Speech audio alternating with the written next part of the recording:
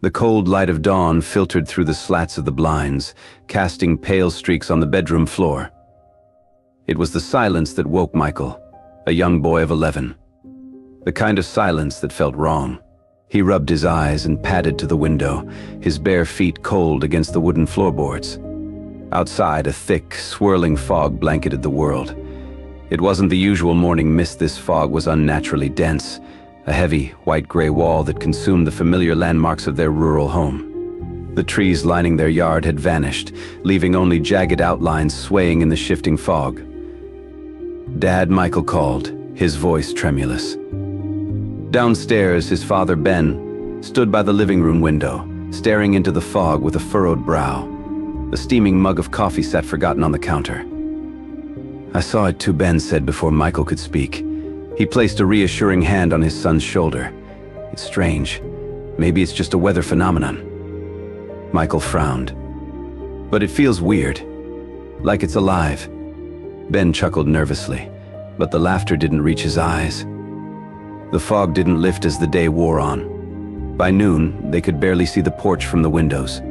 It seemed to breathe, pulsing with a life of its own. The air felt colder, heavier. "We'll stay inside until it clears," Ben said, trying to sound confident. Michael nodded but stayed close to his father. As evening fell, a sound broke the oppressive silence, a faint, scraping noise against the windowpane. It was rhythmic, deliberate. Ben's heart raced. He grabbed the shotgun from the cupboard kept for emergencies and motioned for Michael to stay behind him. Slowly, they approached the window. The scraping stopped. Ben pulled back the curtain. The fog swirled just inches from the glass, shifting unnaturally. And then, out of the mist, a handprint appeared on the outside of the window. It was long and thin, the fingers impossibly elongated, the print smeared as though it had been dragged. Ben's breath hitched. He stepped back, pulling Michael with him. "It's just the wind," Ben said, his voice cracking. Michael stared at his father, his wide eyes brimming with fear. That wasn't the wind. Night fell, but the fog glowed faintly, an eerie, unnatural light. The power had gone out, plunging the house into silence, save for the creaking of old wood and their breathing. Ben barricaded the doors and windows. He kept the shotgun close, its metallic weight a flimsy comfort. In the early hours of the morning, Michael shook his father awake. "Dad, there's something out there." Ben bolted upright, adrenaline coursing through him. Together they peered through a small gap in the boarded window. Something moved in the fog. It wasn't human, its shape was wrong, too tall, too spindly. It moved in jerky, unnatural motions, its limbs bending in ways that defied nature. Ben swallowed hard. "Stay away from the windows," he whispered. But the figure stopped, its head, or what passed for one, tilting toward the house. Slowly it raised one impossibly long arm and pointed at the front door. The sound came next, a low, guttural moan that reverberated through the walls. The fog seemed to press closer, seeping through the cracks. Ben gripped the shotgun tightly as the door shuddered. "Get upstairs," he commanded Michael. "No, I'm not leaving you. Go." The boy hesitated, tears streaming down his face, but obeyed, retreating to his room. The door creaked and groaned under the weight of something heavy pressing against it. Ben aimed the shotgun, his heart hammering in his chest. When the door finally burst open, there was nothing but fog, a swirling, living entity that coiled and writhed. Ben fired into the void, the deafening blast filling the house. For a moment the fog recoiled, as though in pain, but it surged forward again, enveloping him. "Dad," Michael screamed from the stairs. The last thing Ben saw was his son's terrified face before the fog consumed him completely. The house was silent again. The fog receded, taking its secrets with it. Michael ventured downstairs, his small frame trembling. The door hung open, the fog outside thinner now, almost translucent. "Dad," he called, his voice breaking. No answer. No answer. He stepped outside, the damp grass cold beneath his feet. The fog whispered around him, carrying faint echoes of his father's voice. Michael stared into the emptiness, tears streaming down his face. He knew he was alone, and the fog waited. It started like any dream job might. Easy hours, decent pay, and virtually no supervision. The online ad had promised a simple overnight gig at an abandoned office complex, monitoring the building's surveillance cameras. They didn't ask for much, just someone who could stay awake and report anything unusual. It was easy money, and I was desperate. I didn't ask why the place was abandoned, or why they needed someone to keep an eye on it. Maybe I should have. I arrived at the building a little before midnight. It stood in the middle of an industrial district, surrounded by skeletal warehouses and silent parking lots. The office complex loomed, an imposing monolith of concrete and glass, its windows blacked out like hollow eyes. Inside, the air smelled stale, and the only sound was the hum of the fluorescent lights overhead. My workspace was in a windowless security room tucked deep in the building's basement. It was cramped and claustrophobic, filled with outdated equipment and a bank of flickering monitors. The instructions were simple. 1. Watch the cameras. 2. Record any movement in the logbook. 3. Do not leave the room. For the first few hours, nothing happened. I watched the grainy feeds of empty hallways, the vacant reception area, and the eerie shadows of cubicles frozen in time. Occasionally, I'd hear the distant groan of the building settling or the faint creak of a pipe. At 3:13 a.m., something moved on one of the monitors. It was subtle, a flicker of motion in the break room, a shadow gliding past the doorway. I rewound the footage and played it back, but the feed was too grainy to make anything out. Shrugging it off, I noted it in the logbook. The next night was when things started getting strange. I settled into my chair, armed with snacks and coffee, ready for another uneventful shift. But the moment I switched on the monitors, my stomach tightened. The break room door was ajar. I distinctly remembered it being closed when I arrived. At first, I thought maybe someone else had been in the building, a maintenance worker or another guard. But I hadn't seen anyone on my way in, and there were no cars in the parking lot. Unease crept up my spine as I scanned the feeds. The hallways were empty, the offices silent.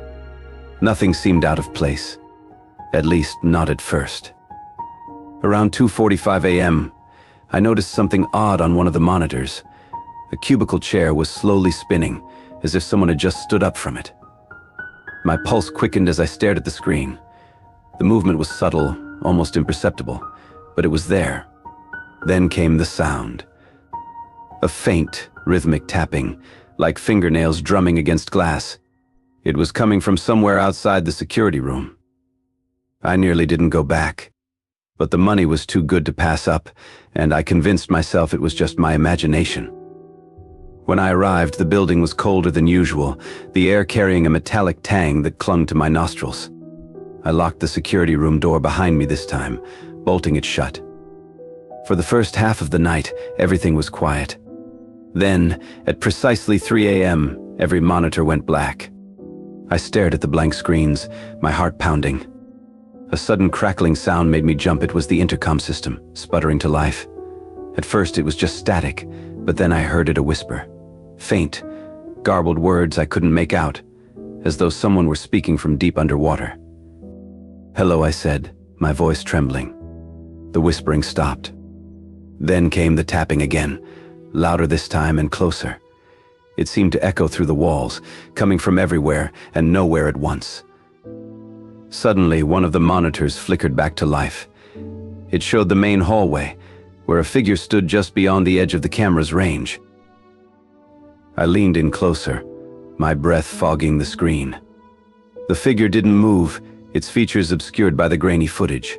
Then, slowly, it turned its head toward the camera and smiled. Why? I quit the next day, but the company convinced me to come back for one last shift. They doubled the pay, promising an armed guard would be on standby. I didn't believe them, but I needed the money. That night, the building felt different. The air was heavier, the shadows deeper.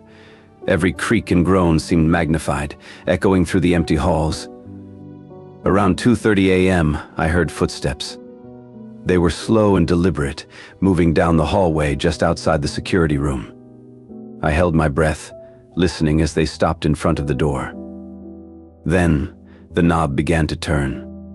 I grabbed the metal flashlight from the desk, my hands shaking. The door rattled as if someone were trying to force it open. Then came the whispering again, louder this time, seeping through the cracks in the door. I don't know what possessed me to do it, but I turned off the monitors. I couldn't bear to see what was on the other side. The whispering stopped, replaced by a low, guttural growl. And then, silence. When I finally mustered the courage to open the door, the hallway was empty. But scrawled across the walls in deep, jagged letters was a single word. I never went back. They called me several times, offering more money, but I ignored them. The nightmares haven't stopped, though. Sometimes I wake up to the sound of tapping on my bedroom window. And sometimes, when I close my eyes, I see that figure standing in the shadows, smiling. I don't know what it wanted or why it let me leave. All I know is that the job wasn't as easy as it seemed. And I wasn't alone. Father Marcus tightened the scarf around his neck as the freezing wind howled against the small research station on the Antarctic ice shelf. The base, a cluster of metal domes and shivering antennae, seemed woefully inadequate against the wrath of the eternal winter. He had been sent by the Vatican under cryptic orders to provide spiritual support for an urgent scientific endeavor. The phrasing had piqued his curiosity. What could scientists in one of the most remote places on Earth need with a priest? The moment he stepped into the facility, a heavy atmosphere settled over him, like the oppressive weight of a funeral home. Inside, the base smelled of ozone, stale coffee, and unease. A group of weary researchers huddled over their equipment, their eyes darting toward Marcus, as if he'd brought a plague instead of salvation. Dr. Elena Vargas, the lead scientist, approached him with hurried steps, her face pale and gaunt. "Father," she said, her voice edged with desperation. "Thank you for coming. We didn't know who else to call." Marcus raised an eyebrow. "Call for what, exactly?" She hesitated, glancing over her shoulder at her colleagues. One of them, a young man with trembling hands, muttered, "We shouldn't have disturbed it." Disturbed what Marcus asked, his unease growing. Dr. Vargas led Marcus down a series of icy corridors to a reinforced hatch marked with a biohazard symbol. Beyond it lay a cavernous room, its center dominated by an enormous block of ice suspended by steel cables. Within the ice, something dark and amorphous twisted, as though trying to escape its frozen prison. "We found it 2 weeks ago," Vargas explained, her voice barely above a whisper, an object buried under nearly a mile of ice. "At first we thought it was a meteorite, but it's alive, and it's been affecting us." Marcus felt a chill that had nothing to do with the sub-zero temperatures. "Affecting you how?" "We've been hearing things," she said. "Voices. Dreams that don't feel like dreams. One of our team members, Dr. Reynolds, went mad. He claimed the thing in the ice spoke to him, told him to set it free. He tried to sabotage the containment." "What happened to him?" Vargas looked away. "He's locked in the infirmary. We had no choice."